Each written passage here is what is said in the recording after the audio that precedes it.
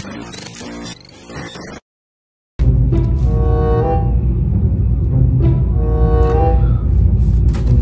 Mr. Katapang, we enclose 2 copies of your 2023 income tax return. We have prepared your return based on the information you provided to us.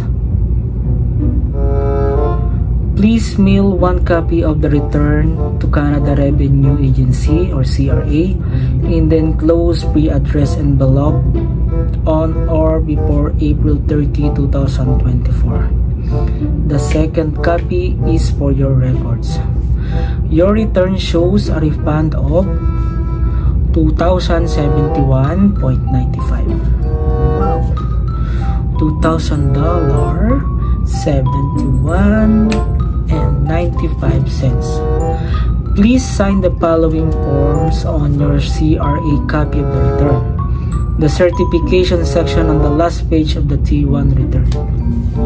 You will receive a GST credit of $468.68 paid in quarterly installments as follows: July 2024, October 2024, January 2025, and April 2025. Okay, $116.17 each quarter.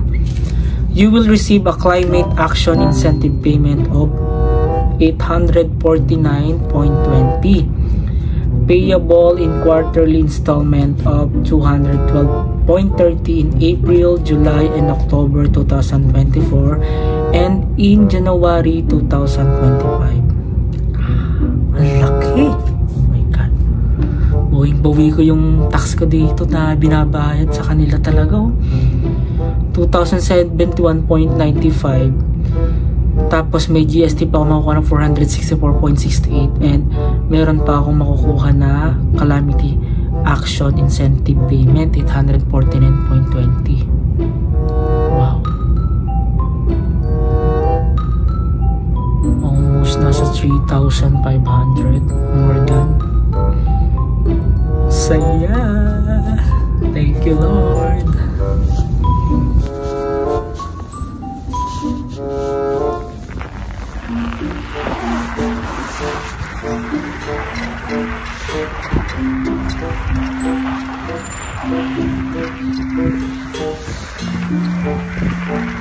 It's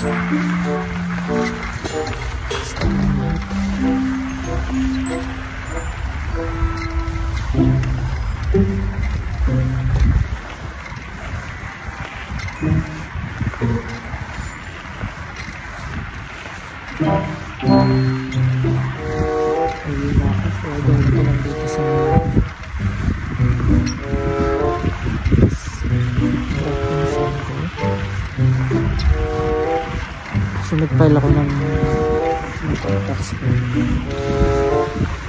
So mahirap kapag first time ha, kasi kailangan po pang i-email yung tax return ka. Hindi daw nila ma-electronic mail. So pero thanks God, tapos na. Ako ng post office, nagpatuloy ko sa kanya kasi sabi ko bago lang po talaga ako dito, denied lang po ito. Denied naman ako ni Ma'am Brenda. Thank you sa kanya. Pila pa ka sa post office kasi sa Winnipeg pa, i-email actually, not email, mail sa Winnipeg pa. So sabi ng staff sa post office, it will take 5 to 7 days bago makarating doon. Pero nakakatawa kasi malaki yung tax return, 1,000 plus. Tapos every week may makuha pa akong 100 plus. Sa GST ko nasa 400 plus yung GST. Ayos diba? Masaya, sulit. Iipon ko yun pag-apply dito, pagpunta ng asawa ko tsaka ng anak ko, ng assist namin. So ayos. Laki, nakakatuwa. Bumabalik talaga yung binabayaran nating tax dito. Na-miss ako halos 7 months pa lang ako dito. Umutin ako ng July. Ngayon, kuwan pa lang dito, March. Running 8 months pa lang. Pero ang saya, nakakatuwa lang. Ayun, $12 din yung binayaran ko kasi gusto ko ring matrack kung nasa ano ba yung ipinadala ko. So nagbayad ako ng additional $9 for the traffic. So dapat $3 lang pala siya, naging $12 siya. $3 yung bayad mismo kasi per gram yung pagbabayad dito ng pag nagpapamail ka. Tapos yun nga, nagpakuha ko ng gusto kasi ng tracking number yung $12 siya.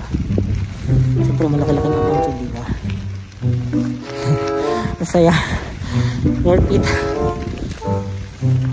Tapos yung binayaran ko mismo kay Ma'am Brenda sa guys ng tax is $47.25. Yun yung amount niya. Not bad kasi hindi ko rin naman talaga alam kung paano ginagawa. Tapos sa first time yun pa may pet kasi nga sabi niya normal daw talaga kapag mga first time na magpapal ng tax, pinapasan talaga nila sa main branch ng tax.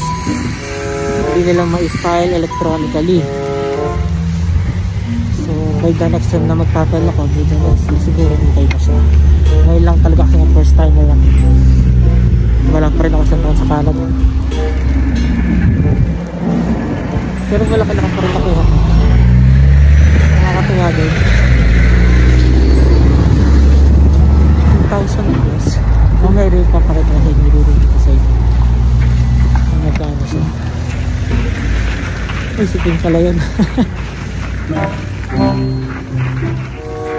Kasama ko kanina kasi si Anob nung nag-file kami. Dalawa kami. Kasi sa kanya, we no workout pa. Tapos ako nga, i-message ako ni Ma'am Brenda. Sabi nga niya na pumunta ko muna dito kasi hindi ko ma-email siya electronically. Kaya ang gagawin natin, session natin siya sa mga branch. Sabi nga lang niya, baka medyo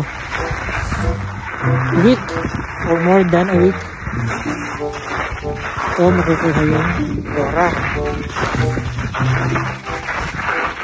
Kasi tayo nga, papadala pa doon kahit 7 days na. So, isang linggo na yung halos. Yan, pero okay lang. At least nakaraos na. Nakapag-file na ng tax return. So, yan. Ayan. Hindi masyadong malamig ngayon. Hindi pala masyadong malamig. Kanina minus 21. Minus 21 pala kanina. Pabalik na ako, nagluto na rin kasi ako. Day off ko nga pala ngayon, Wednesday and Thursday.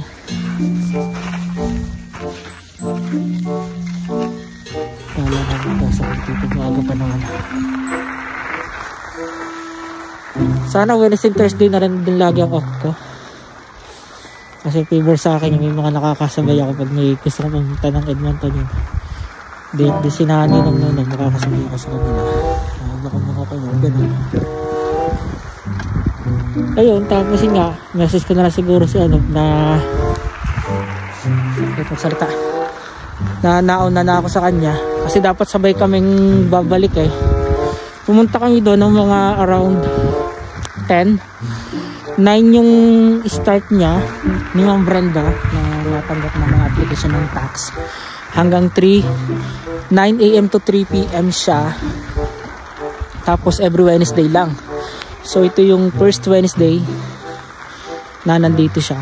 Kaya sinamantala na namin. Tapos sinagahan namin. Para kami yung una. Ayun nga, kanina nga kami yung pinakaunang dumating.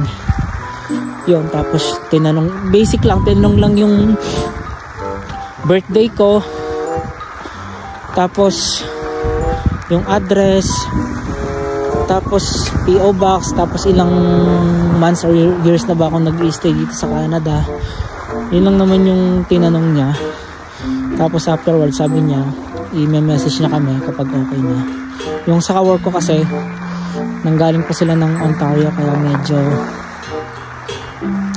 marami silang T4 na tinatago yung yung documents na kailangan namin sa pag-apply ng tax. Siya at saka yung kanyang asawa, yun, nanggaling sila ng Ontario, kaya medyo marami silang T4 na ipinal. Sa akin isa lang kasi dito lang naman ako sa Smoky Lake. Pagdating ko dito na talaga ako nag-work. Yun, medyo mas naunang natapos sa akin. Tapos nga may message ako ni Ma'am Brenda na ganun nga, hindi daw niya electronic email, kaya pumunta na lang ako doon. Pinabalik niya ako kasi nga kailangan kong isend through courier. Eh, malalapit lang naman lahat dito. Yung post office malapit lang everywhere, magkakatabi lang talaga sila, kaya yun, nagpag-guide na lang ako sa kanya. Kinabahan din talaga ako, naku, paano kaya to, hindi ko talaga alam, no idea kung paano. Sabi niya, tapos yun, nakapagdating ko naman, prepared na naman eh, nandun na yung address yun. Tapos may pinirmahan lang ako, pinipirma lang niya ako doon. Tapos sabi niya, okay, send mo to, punta ka ng post office ngayon, ito yung address, blah blah blah. Tapos dating ko sa post office, sabi ko ngayon, wala rin akong envelope, so bumili din ako ng envelope muna doon. $2 yung envelope yun. Tapos address nila, kinokta ko lang kung ano yung ginawa ni Ma'am. Yun, tapos yun na, that's it.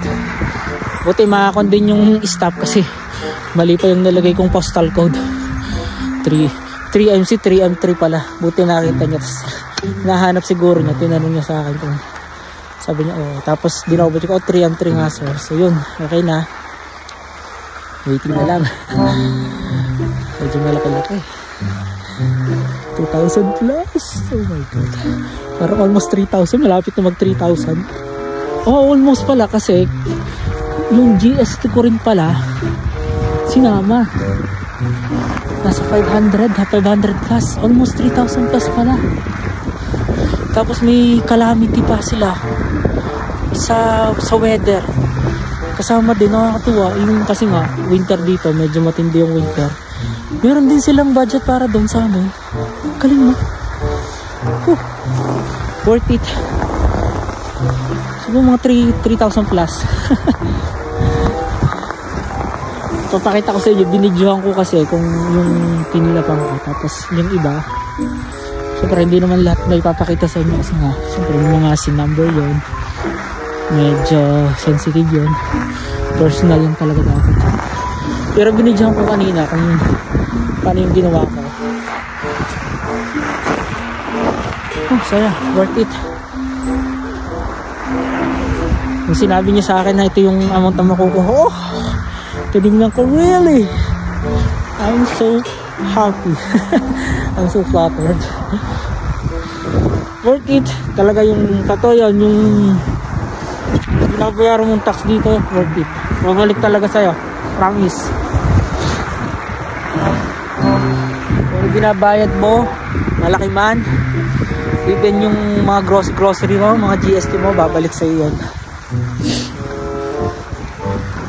Sabi nga nila dati nga daw pati yung pagpapadala mo ng pera sa pamilya mo, like ako sa Pilipinas, nagpapadala lagi ako sa misis ko kada paycheck, kada bi-weekly. Dati daw kasama rin daw yun, ngayon hindi na. Grabe, sabi ko lah, ay sa talagang parang nag-ipon ka lang, so inipon mo yung pera, tapos ngayon ito na, hawak mo na uli. Saya lang.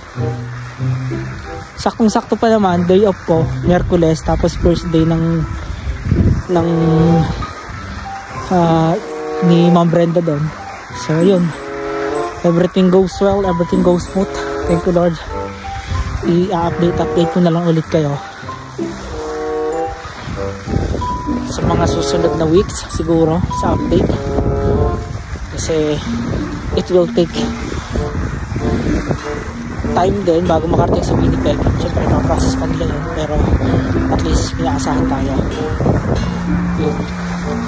Tapos regarding sa application ng PR, wala pa rin update. Naka-on pa rin siya post, pero hopefully bago mag July, kasi July yung 1 year ko dito and dapat July ko siya apply, is okay na yun. Bumalik na ulit para makapag-file na ako ng aking PR. Nakuha ko na rin na din ako dito. Mahirap din mag-isa rin sa totoo lang. Masaya. Tapos ano pa ba yung baka kailangan ko uling kumuha ng IELTS ko, yung IELTS ko, kasi mag-expire siya ng July 23. Magpapail ako ng July 16, so ilang 5 days na lang yung 5 days, 6 days na lang yung remaining ng validity ng IELTS ko, kasi 2 years siya. So hindi sinasuggest nila na kumuha uli ako, pero kakailanganin ko rin nga yun kasi nga after nomination, so pagpa-file ng PR mo kakailanganin ko talaga yung class. Siguro yung gagawin ko gano'n na lang, medyo mahal doon na sa $300, pero kasi naman yung kapag nasa tier 4-5 naman yung job description mo, basta maka 4 ka lang naman sa reading, sa speaking, sa listening, yun lang naman ang mahalaga doon. Basta maka-band score ka lang ng 4, okay na sa kanila. So yun siguro ang gagawin ko. Tapos yung West ko, naghihintay pa rin naman ako hanggang ngayon yung anong update doon. Hopefully bago mag-end yung itong March, ma-receive na rin yun para makuha ko na rin yung credentials ko. So yun lang, dito na ako sa bahay. Maglilinis muna ulit ako, medyo maatong nagising. So linis muna ng bahay and ayun muna. Yun lang, saya ng araw na to. Laki, nakakatuwa lang. Worth it talaga yung binabayad natin tax dito. Isa sa magandang benefits kapag nandito ka sa Canada talaga.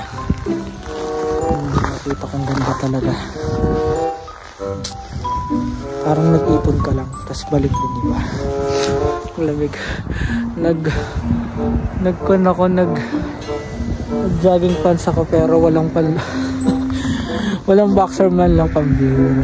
Ayan o, ang lamig pa na, nagyayelo na yung aking, nag-i-snow na yung aking pilip tsaka yung mata ko. So yun, see na lang ulit, update ko na lang ulit kayo mga kapips sa mga susunod kong vlogs. Yan yung paligid ko ngayon, may yelo pa rin. Sabi sa forecast, severe daw yung snow, yung weather ngayon, severe daw yung lamig dito. Extreme cold daw dito sa may Smoky Lake. Okay lang. Mas masaya yung income tax. So yun lang. Yun na lang mga kapis. Bye-bye ulit. God bless you all. Thank you nga pala for continue supporting my channel. And subscribe kayo. And I'm hoping na nakapagbigay inspiration ako at saka tulong sa inyo sa mga pinagagagawa ko dito, sa mga pinagsasasabi ko sa inyo. And keep on dreaming lang sa mga gusto makarating dito. Anything is possible, syempre with the help of God. And syempre kikilos din tayo, gawa rin tayo ng paraan para makapunta dito. And God will do the rest. Do your part, then God will do the rest, diba? So yun lang, part muna yung bike ulit. Nakapag-bike ako kasi naglinis ang daan. So makikita niyo yung daan namin, malinis siya, you know. Malinis siya, kaya pwede mag-bike, hindi naman madalas. Tapos winter boots na rin ako, gloves yan. So yun lang, anong oras ba dito? Next week pala, babalik na pala uli yung timing namin kasi nagbawas ng 1 oras dito during winter, pero next week babalik na uli. So yung normal difference ng time namin dito sa Canada at sa Pilipinas is 12 hours. Naging 13 hours because of the summer, pero this week babalik na ulit sa 12 hours. So yun lang, in-update ko lang kayo. Ganda ng paligid, oh. Sarap tumambay, kaso ang lamig. Diba? Ayan, mga nasa work yung mga kasama ko, tapos yun, ako lang nandito pa. Ayan. Saya, thank you Lord. So sino lang mga kapips, bye-bye na uli. God bless you all, bye-bye.